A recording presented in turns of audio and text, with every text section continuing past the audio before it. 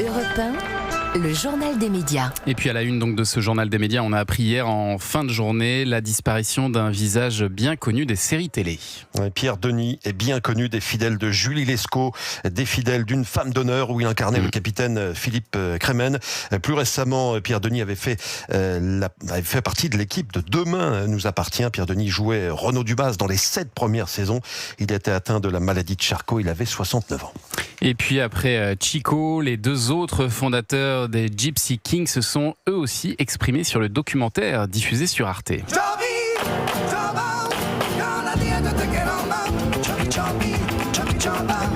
Ce documentaire Gypsy King, le temps des gitans, a déplu aux 3 piliers du groupe.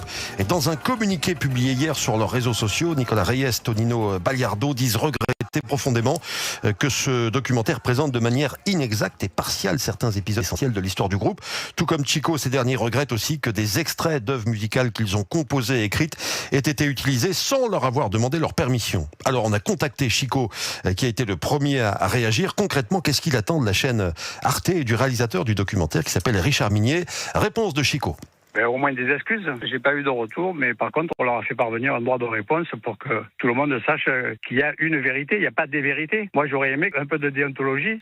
Richard Minier ou Arte, je sais pas, mais ils auraient dû nous contacter et nous faire parler, dire qu'est-ce qu'on en pense. Mais je trouve pas honnête et j'ai été sidéré qu'une chaîne comme Arte, qui est quand même une chaîne culturelle, donne du crédit sans vérifier ses sources. Ça paraît impensable.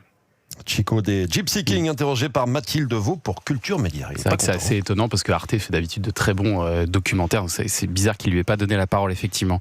Et puis alors, un célèbre réalisateur de films devenu culte va tourner une sitcom pour Canal+. Et Patrice Lecomte, qu'on ne présente plus, la saga des bronzés, Viens chez moi, j'habite chez une copine, Le mari de la coiffeuse, Ridicule, Monsieur Hir, on va pas citer tous ses succès. En 50 ans de carrière, Thomas, c'est la toute première fois que le cinéaste va prendre les commandes d'une série. L'histoire va mettre en scène des jumeaux, deux frères que tout oppose. L'un a une vie rangée avec une belle carrière, un joli pavillon dans lequel il vit avec sa femme et sa fille. L'autre est beaucoup moins sérieux, une sorte d'adolescent qui n'a pas grandi. Les deux frères seront joués tous les deux par Guillaume Couture, qui a également écrit le sitcom. Le tournage est prévu pour cet automne. En attendant, on a passé un petit coup de fil ce matin à Patrice Lecomte. Écoutez. Ce qui me plaît, c'est la rapidité des choses. Ce qui me plaît, c'est les vannes, c'est les choses drôles et tout ça, mais à condition que ce soit pas que pour faire poiler, mais qu'il y ait un petit fond actuel qui nous concerne sur l'humain, enfin bon, tout ça. Ce qui me plaît, c'est d'être plus que jamais efficace et direct et d'aller à l'essentiel. Ce que je me suis toujours efforcé de faire, mais jamais au service de quelque chose de cette totalité-là. L'idée, c'est de faire les 8 premiers épisodes. Je dis les 8 premiers parce que si ça accroche, si ça plaît, on va en faire d'autres. On fera une saison 2 et puis vous me rappellerez quand on fera la saison 15.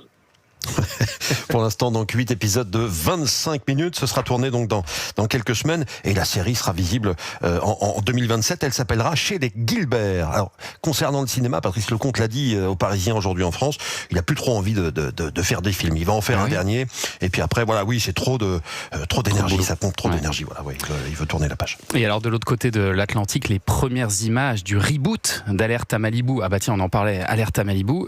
On a les premières images, elles sont sorties. C'était en poster dans votre chambre, alors Thomas, si j'ai bien compris. Il était discret. Il était caché la derrière. série, voilà, juste derrière. La série à succès qui a révélé Pamela Anderson reviendra en janvier 2027. Et sur ses réseaux, le comédien Stéphane Hamel, qui jouera le fils du célèbre Mitch, a posté un avant-goût de cette nouvelle version d'Alerte à Malibu. Et les fans sont rassurés puisque les codes de la série sont respectés.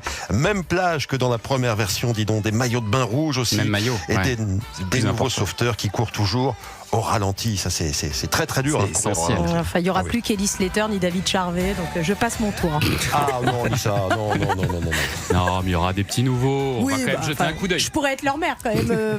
Mais il faut être curieux dans la vie. Oui, c'est bien important. sûr, c'est vrai. C'est important. Merci beaucoup, Julien Fichenet, pour ce journal des médias.